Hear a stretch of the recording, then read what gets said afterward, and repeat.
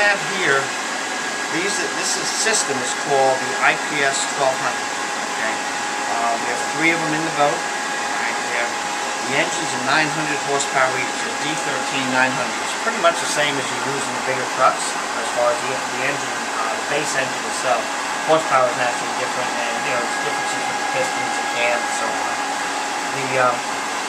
The reason we call the system the IPS 1200 is it gives us the equivalent performance, right, of triple 1200 horsepower conventional shaft, right, inboards, right.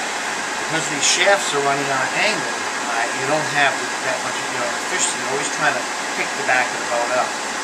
What we have with the IPS system, which is a pod system that bolts through the back and goes through the bottom of the boat.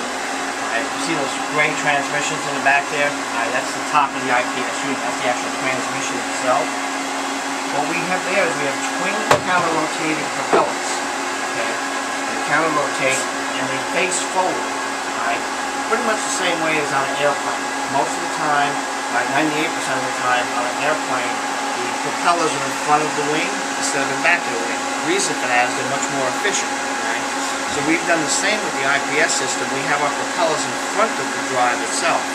Plus we have twin counter-rotating propellers, which reduces the slip. Right? So the efficiencies we pick up with the reduced slip, with the propellers working very clean undisturbed water, plus we're pushing in line with the direction that the boat's going in, we're able to utilize less horsepower. Right? Less horsepower, less fuel. Right?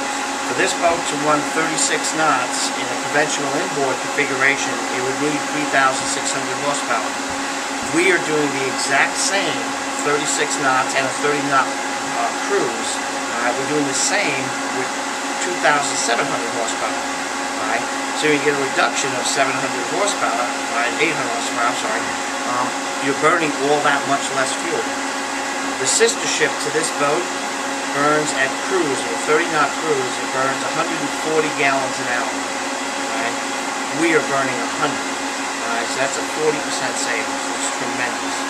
Some of the other boats that are built, Hatterases and Vikings and Bertrams, of the same size, they could be up there as much as 160, 170 gallons an hour at 36 knots, and around 30